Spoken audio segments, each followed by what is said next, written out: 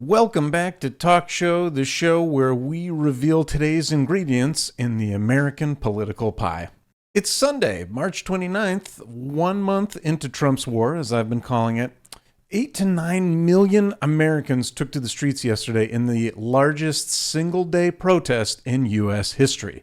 Yemen's Houthis just opened a new front in the war, firing missiles at Israel for the first time. This is that same war that Trump said was winding down on Monday.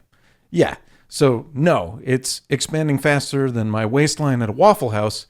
Just picture me crying in the corner, stuffing my face with waffles while the staff fights unruly customers. So the Strait of Hormuz is closed. The Houthis are threatening Bab al-Mandeb. Let me explain those words.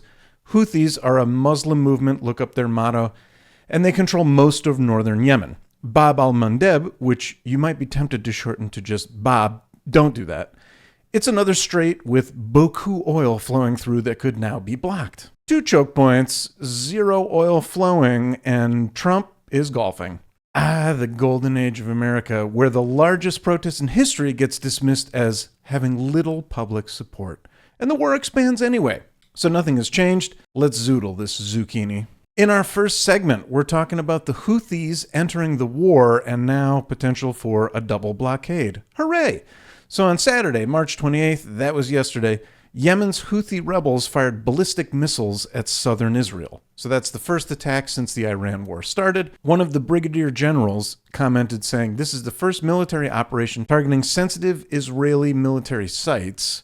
Strikes will continue until the aggression against all fronts of the resistance ceases." Now, Israel intercepted the missiles, but that's not the point. The point is what comes next. The Houthis control the Bab al-Mandeb Strait, the choke point between Yemen and the Horn of Africa. So ships pass through Bab here to reach the Red Sea and the Suez Canal. In fact, 12% of global seaborne oil and 8% of LNG, that's natural gas, folks, transit through that strait. That's a lot of gas. So during the Gaza war, the Houthis attacked over 100 merchant vessels in the Red Sea, sinking 2 ships, killing 4 sailors. They upended $1 trillion worth of annual commercial traffic. Now they're threatening to do it again. Mohammed El-Masri, the Doha Institute representative, said, if the Houthis shut down Bab al-Mandeb and the Suez Canal, combined with the Strait of Hormuz already closed, we'd have 2 major checkpoints blocked, and these are main arteries for international trade. So let's do the math for a moment here. Strait of Hormuz, 20% of global oil being impacted. That's closed. Remember, closed. Bab al-Mandeb threatened another 12% of the global oil supply. Combined, almost a third of the world's oil supply could be choked off. And then on Friday, oil closed at 119 per barrel, which is the highest it's been in 3 years. The good news, there's no good news. It's actually about to get worse. Maersk, the largest shipping company in the world, already has paused trans-Suez sailings through the Bab al-Mandeb until further notice. Danish shipping stopped, and that's sort of a barometer of global world trade saying, yeah, this is like way too dangerous. Meanwhile, Saudi Arabia is scrambling. With Hormuz closed, they're relying on Red Sea facilities to export oil. If the Houthis block the Bab, Saudi exports are cooked, y'all. Cool. Secretary of State Marco Rubio said Friday the U.S. expects to conclude military operations within weeks. I don't know if we buy it. So yeah, cool. Super cool. So the Houthis just joined the war. Hezbollah's already in. Iraq's PMF militias are in. And Iran's blocking the Strait of Hormuz. So what part of this looks like it's concluding?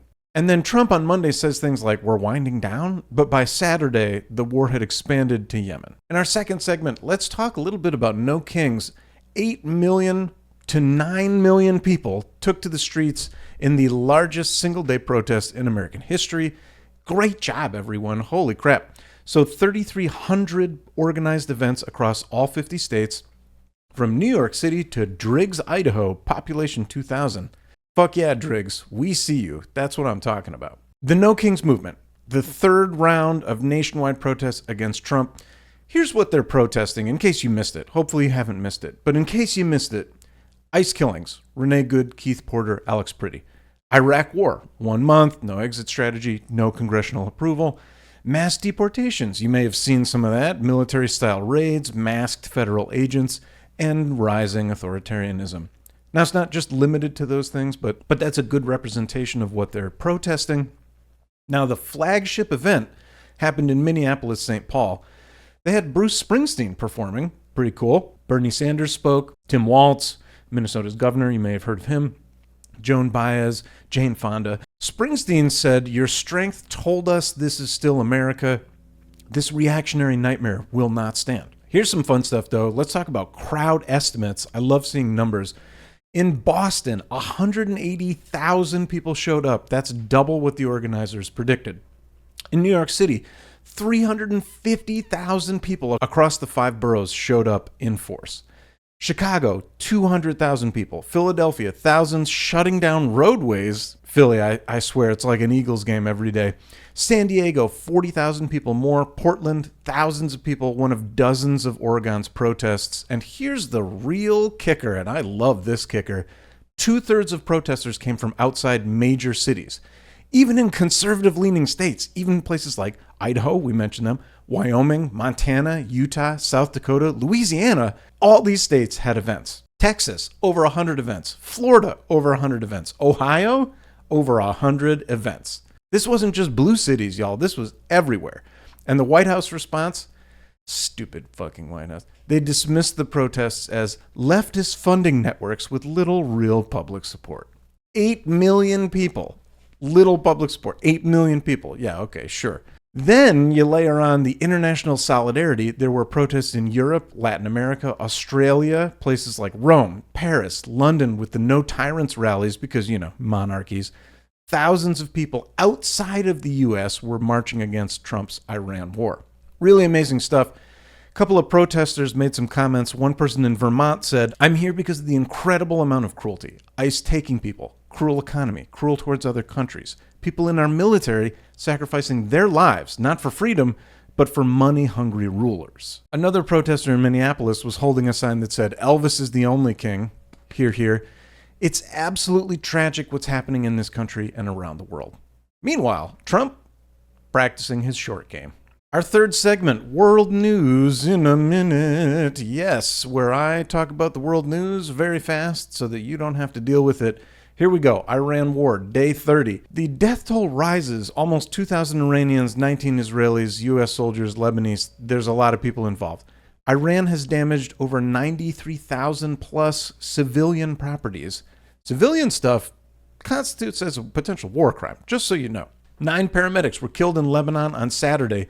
51 total healthcare workers have been affected. 3 journalists were killed in southern Lebanon. The Kuwait International Airport had a massive blaze after a drone hit the fuel tanks.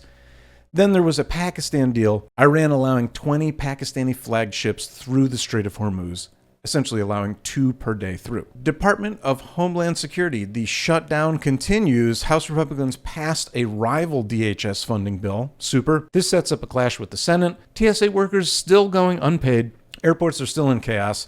And Congress goes on recess on Friday without resolving it. Outstanding. Tiger Woods, you know him. Another car crash, another arrest, DUI allegations, and his legacy is now golf legend and perpetual danger to himself and others. Paris bomb plot was foiled. Police stopped an attempted bombing outside the Bank of America building with a homemade explosive device. Thankfully, there were no casualties. And that is your world, still on fire.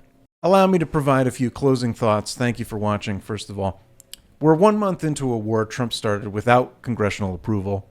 Thousands are dead or injured. Oil is now at $119 a barrel as of checking this morning on Sunday. 2 maritime choke points are threatened. The stock market is tanking. Airlines canceling flights everywhere. 8 million Americans marched yesterday, largest single protest in U.S. history, demanding that the war end. Trump's response, dismissing it all as leftist networks with little public support. 8 million people, 3,300 events, all 50 states, even international solidarity rallies. Feels like a little more than just a little public support. Meanwhile, the Houthis entered the war. Hezbollah's already in. Iraq's PMF is in. The war Trump said was winding down on Monday has expanded by Saturday. So there's no exit strategy. There's no congressional authorization. There's no allied support. Just escalation, contradictions, and dead Americans. And then Trump is playing big boy putt-putt at Mar-a-Lago. If you learned something, I'm sorry. If you didn't, congratulations. You're coping correctly. I'm Tino. This was Talk Show. We'll see you Thursday.